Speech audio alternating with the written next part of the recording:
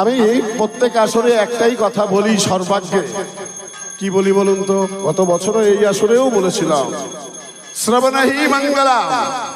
কীর্তন শ্রবণ মানেই হচ্ছে মঙ্গল।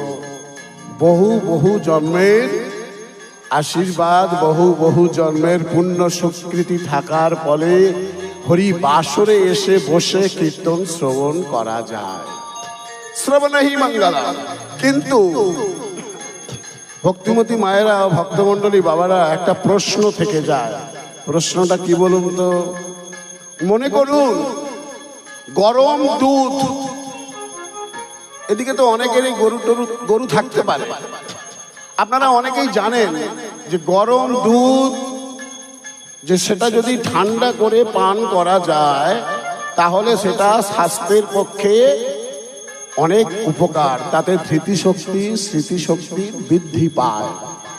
কিন্তু মনে করুন মায়েরা, আপনারা এক গ্লাস বা একটা বাটিতে করে গরম দুধকে রেখে দিয়েছেন ঠান্ডা করার জন্য। আপনি জানতে পারলেন না, আপনার অজান্তে কোনো বিষধর সর্প তাতে মুখ দিয়ে দিল, তাহলে কি হবে? সেই গরম দুধটা পান যদি আপনি করেন তাহলে আপনার শরীরে বিষক্রিয়া হতে পারে, এমনকি আপনি হসপিটালাইজড, মৃত্যু পর্যন্ত হতে পারে আপনার। তদ্রূপ শ্রবণই মঙ্গলম। কিন্তু মায়েরা বাবারা, গুরুচরণ আশ্রয় না করে কীর্তন শ্রবণ করাটা ওই বিষাক্ত দুগ্ধ পানের ন্যায়। আপনারা আমাকে বলবেন, বাবাজি আমরা সংসারের চাপে পড়ে, ব্যবসা বাণিজ্যের চাপে পড়ে, পড়াশোনার চাপে পড়ে আমরা এখনো হয়তো কীর্তন শ্রবণ করতে এসেছি বটে, কিন্তু আমরা গুরুচরণ আশ্রয় করতে পারিনি। তাহলে কি কীর্তন শ্রবণ করে আমাদের কোনো উপকার হবে না? আমি বলবো হবে, হবে, নিশ্চয়ই হবে।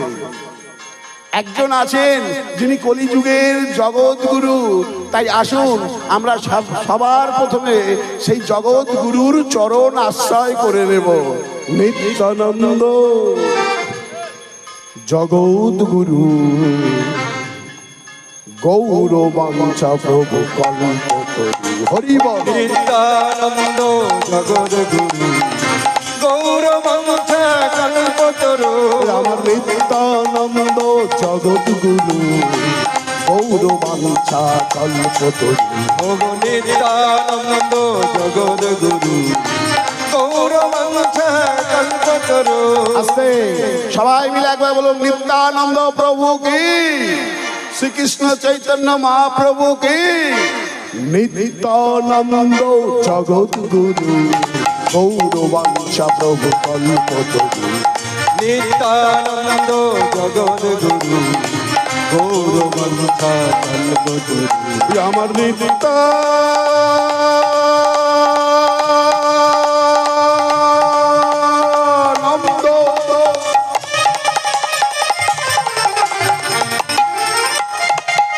যোগ জগতে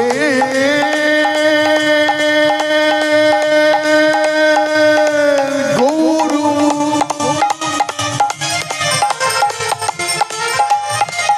গৌরবাঞ্ছা প্রভু আমার। দেখো দেখো এই হরিবাসরে আজ হয়েছেন কল্পতরু। নিত্যানন্দ জগৎগুরু গৌরবাঞ্ছা কল্পতরু। নিত্যানন্দ জগৎগুরু গৌরবাঞ্ছা কল্পতরু। নিত্যানন্দ জগৎগুরু গৌরবাঞ্ছা প্রভু কল্পতরু। নিত্যানন্দ জগৎগুরু গৌরবাঞ্ছা কল্পতরু। প্রভু সীতানাথ পণ্ডিত শিবাস, প্রভু সীতানাথ পণ্ডিত শিবাস, গৌর গদাধর প্রাণ। নিত্যানন্দ জগৎগুরু গৌরবাঞ্ছা প্রভু কল্পতরু। নিত্যানন্দ জগৎগুরু গৌরবাঞ্ছা প্রভু কল্পতরু। আমার নিত্যানন্দ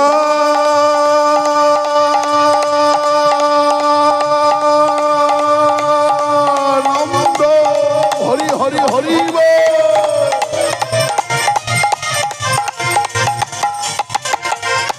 ওগো জগতে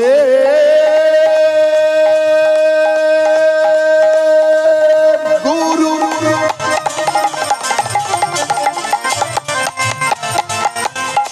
গৌরবঞ্চ প্রভু আমার আজ হয়েছেন কল্পতরু।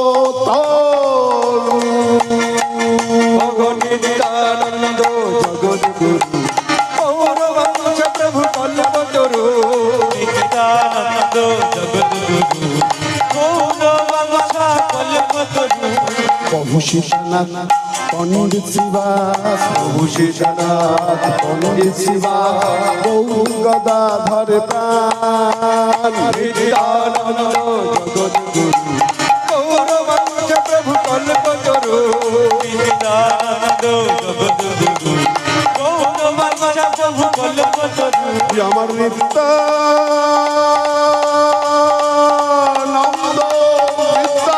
প্রভুকে আজ জগতের গুরু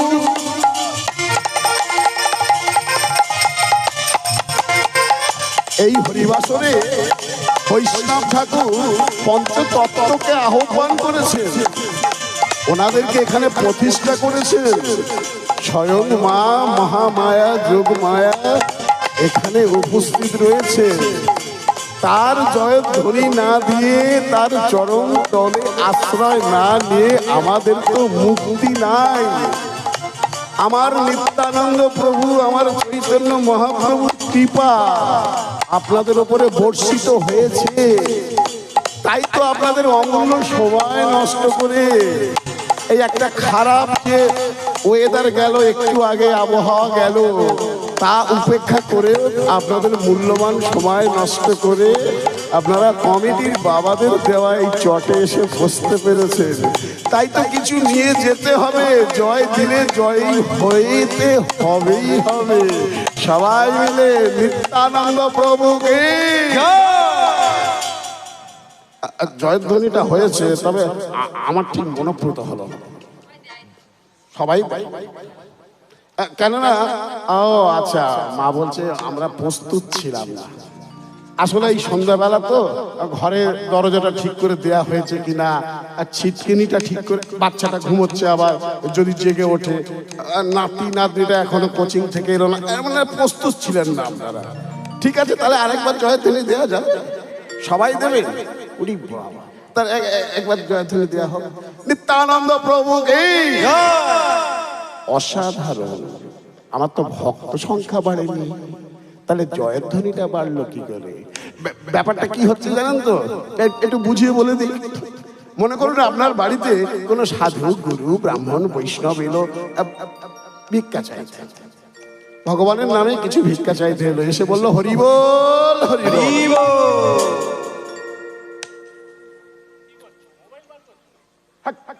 এ বলছে পকেটে হাত দিয়েছে, মোবাইল বার করছে না? না না না, পকেটে হাত চলে গেছে।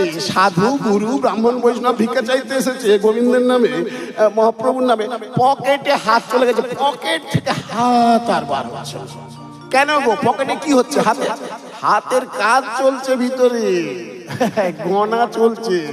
বড়টা দেবে না, ছোটটা দেবে। মা বলছে বাস, আচ্ছা পকেট থেকে হাত বার হচ্ছে না, কিন্তু আমার পরমেশ্বর দয়াল ভগবান কি বলছে? আরে তোর পকেটে কি আছে, তোর আলমারিতে কি আছে, তোর ব্যাংকে কি আছে, লকারে কতটা রেখেছিস, কোথায় কতটা লুকিয়ে রেখেছিস, আমি সব জানি। আরে আমি তো সর্বত্র বিরাজমান, আমি তোকে দিয়েছি, আর আমি জানি না, আমার কাছে হিসেব নেই, কিন্তু আমাকে দেবার বেলা ছোটটা দিবি, বড়টা দিবি না। ঠিক আছে, এ জন্মে যা হয়ে গেছে গেছে, পরের জন্মে আরে এপিএল আর বিপিএল নাম চলে গেছে সঠিক জায়গায়, যতটুকু পাবার ততটুকু পাবে, কিন্তু কাউকে একটু বেশি বেশি দেওয়া হয়েছে। কেন? আর তোমার মাধ্যম থেকে সাধু, গুরু, যোগী, বৈষ্ণব, ব্রাহ্মণ এদেরকে সেবা দেওয়ার জন্য এই যে এত বড় একটা হরিবাসর চলছে এই এলাকাতে, এই যে কমিটির বাবারা প্রতি বছর হরিবাসর করে, এখানে কিছু খরচ করার জন্য তোমাকে বেশি একটু দেওয়া হয়েছে। তা না করে তুমি বেটা সব নিজের মতো করে আঁকলে রাখলে। ভগবান বলল রাগ রাগ, পরের জন্মে নয় ভিখারি ঘরে জন্ম দেব, নয়া পয়সায় সংসার চলবে, না হলে গিরগিটি করে জন্ম দেবো, আলমারির পেছনে বসে চৈকি দিবি তোর ওই সম্পত্তি গুলো, অথবা সাপ রূপে জন্ম দেবো, ওই বাড়ির আশপাশে ঘুরবি। নিতাই গৌর প্রেমানন্দে। তাহলে বারবার তিনবার, আরেকবার জয়ধ্বনি যাবে, যেন গুড়গুড় করে ওঠে, যেন এই শব্দ যেন নদিয়া নবদ্বীপে পৌঁছে যায়। বলো শ্রীকৃষ্ণ চৈতন্য মহাপ্রভু কি, অসাধারণ নিত্যানন্দ প্রভু কি, পঞ্চতত্ত্ব কি, হরিবাসর কমিটি কি, এই হরিবাসর স্থান কি, নিতাই গৌর প্রেমানন্দে। নিত্যানন্দ জগৎ গুরু গৌরবাঞ্ছা প্রভু কল্পতরু। নিত্যানন্দ জগৎ গুরু গৌরবাঞ্ছা প্রভু কল্পতরু। নিত্যানন্দ জগৎ গুরু গৌরবাঞ্ছা প্রভু কল্পতরু। নিত্যানন্দ জগতের গুরু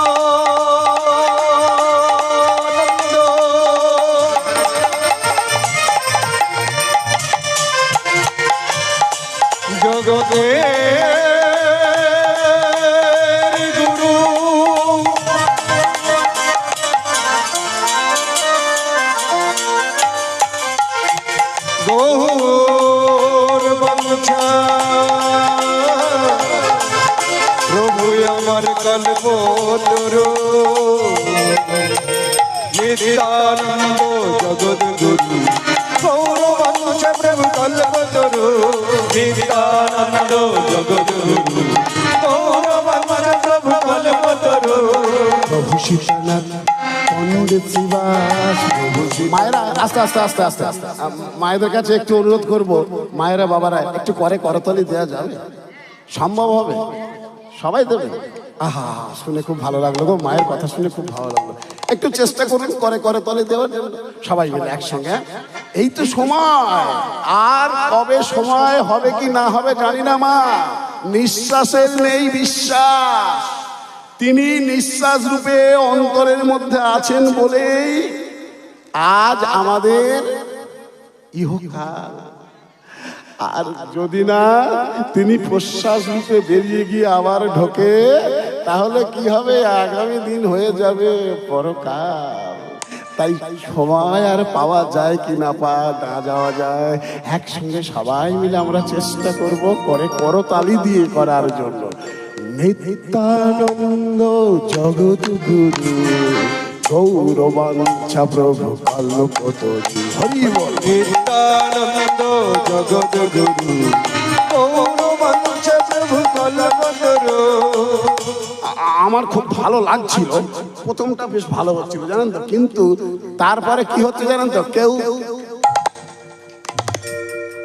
মানে যে যার মতো সেই তার তালে মারছে। এই তালে যদি না তাল মেলে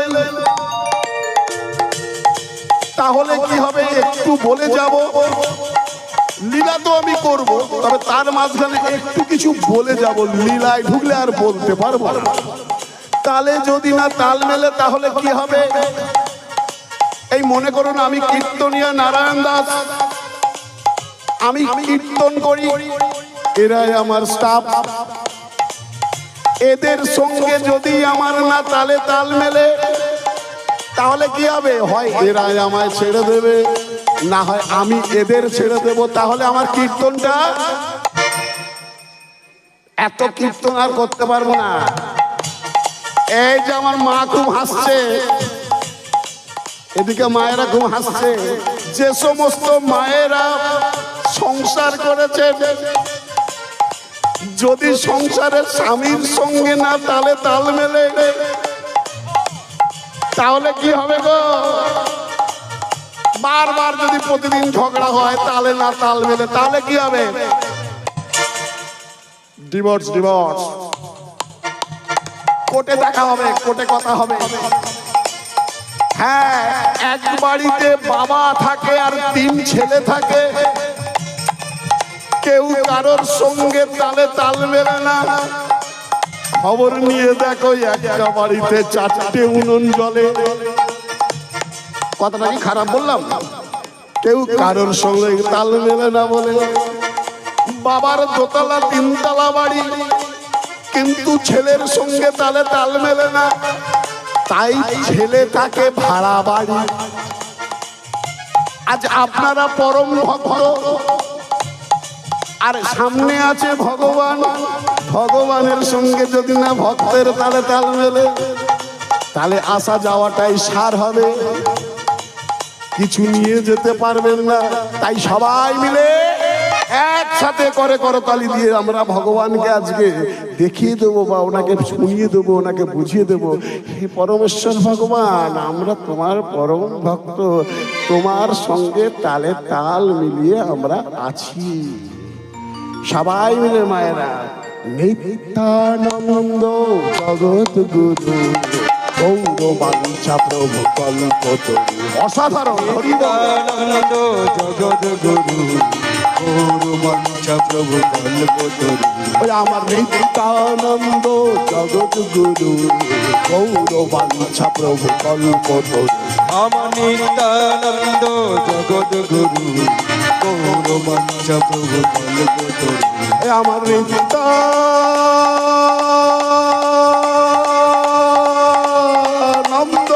হরি হরি হরি বল।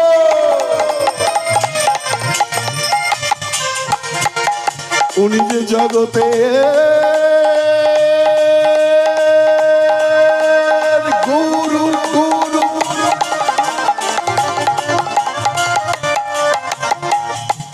গৌরবাঞ্ছা প্রভু আমার কল্পতরু। নিত্যানন্দ জগৎ গুরু গৌরবাঞ্ছা প্রভু হৃদয় গৌর হরি হরি বল। গৌরবাঞ্ছা প্রভু কল্পতরু। আমার নিত্যানন্দ জগৎ গুরু গৌরবাঞ্ছা প্রভু কল্পতরু। গৌরবাঞ্ছা প্রভু কল্পতরু। ভক্তমণ্ডলী, বাবারা ও ভক্তিমতী মায়েরা, আচ্ছা বলতে পারেন, কীর্তন হরিবাসরে আমরা যে কোনো লীলা কীর্তন করি না কেন, সবার প্রথমে গৌর চন্দ্রিকা কেন করা হয়? আর একটা কথা বলি, সত্য, ত্রেতা, দাপর, কলি, 4 যুগে ভগবানকে বারবার কেন আসতে হচ্ছে? হ্যাঁ, সনকাদি ঋষিগণের অভিশাপে বৈকুণ্ঠের দ্বার রক্ষক জয় বিজয় অভিশাপগ্রস্ত হয়েছিলেন। তাদেরকে 3বার আসতে হবে এই ধরাধামে ভগবানের শত্রু রূপে। ভগবান এলেন সত্য যুগে, ত্রেতা যুগে, দাপর যুগে, কিন্তু কলিতে তিনি কেন এলেন? আমরা সবাই বলি কলিযুগের ভগবান, কলিযুগের অবতার, কলিযুগের অবতরী হলেন শ্রীকৃষ্ণ চৈতন্য মহাপ্রভু। তিনি কেন কলিযুগে এলেন? আর তিনি যদিও বা এলেন, তিনি নদিয়া নবদ্বীপের রাস্তায় ধুলোয় মাখামাখি করে আমাদের মাঝে শান্তির মহানাম, আমাদের উদ্ধারের জন্য হরে কৃষ্ণ নাম কেন বিলি করলেন মহামন্ত্র? আমরা একটু শুনে নেব সেটা। আমার পরমেশ্বর দয়াল ভগবান সব সহ্য করতে পারেন, কিন্তু মায়েরা, বাবারা, পরমেশ্বর দয়াল ভগবান 2টো বস্তু সহ্য করতে পারে না। একটা ভক্তের অহংকার, আর নিঃস্বার্থ ভক্তের চোখের জাল। আজ অকারণে তুমি যদি কোনো ভক্তকে কাঁদাও, তার যদি চোখের জল পড়ে, তাহলে ভগবান সেটা সহ্য করতে পারবেন না। আরেকটা বস্তু, তুমি ভক্ত বটে, কিন্তু তোমার মনের মধ্যে যদি অহংকার এসে যায়, তাহলে সেটাও ভগবান সহ্য করতে পারবে না। আমরা চলে যাব দ্বাপর যুগে। দ্বাপর যুগে একবার দেবর্ষি নারদের অহংকার হলো। দ্বাপর যুগে দেবর্ষি নারদের অহংকার হলো তিনি নাকি সব থেকে বড় ভক্ত। তিনি যেখানে যান বলে বলে বেড়ান, আমি তো ভগবানের সব থেকে বড় ভক্ত, সব থেকে বড় ভক্ত, সব থেকে বড় ভক্ত।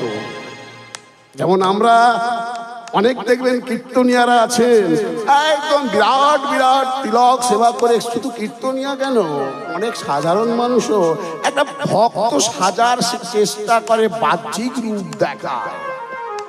না, অহংকার করো না, তুমি ভক্ত, কিন্তু বাহ্যিক রূপের প্রকাশের প্রয়োজন নেই। তুমি মানুষকে সহায়তা করো, ভালোবাসতে শেখো, ভক্ত হয়ে ভক্তকে আলিঙ্গন করো, সাধু গুরু ব্রাহ্মণ বৈষ্ণবের চরণ তলে পড়ো, তুমি পরম ভক্ত।